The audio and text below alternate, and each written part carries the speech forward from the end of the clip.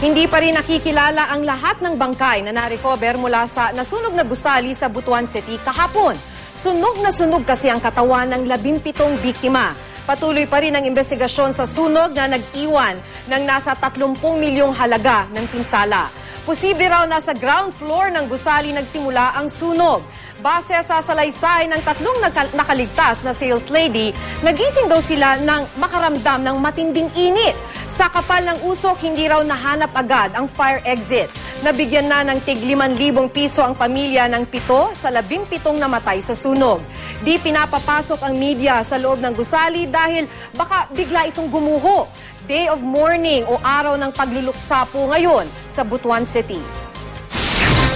Balikan po natin ang ulat kaugnay sa sunog sa Davao City. Nangyari po yung sunog sa isang bodega kagabi.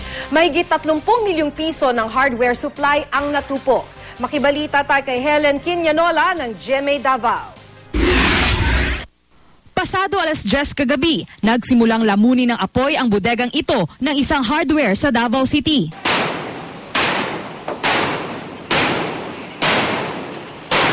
Binasag ng mga bumbero ang mga salamin sa mga bintana ng bodega para mabuhusan ng tubig ang loob nito. Kung pagsara dyan ako, nagturnover naman ako sa mga cellphone sa mga empleyado.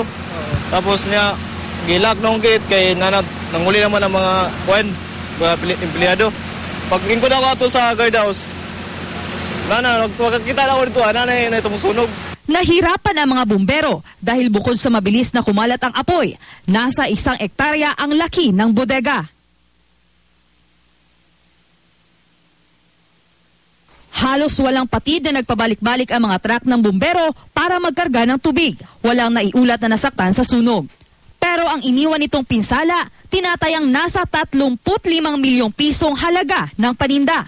Naisalba ang ilang computers, pero natupok ang lahat ng produkto tulad ng tiles, pintura at furnitures. Inaalam pa rin kung ano ang dahilan ng pagkasunog ng bodega. Helen Quinianola, Nagbabalita, Pilipinas.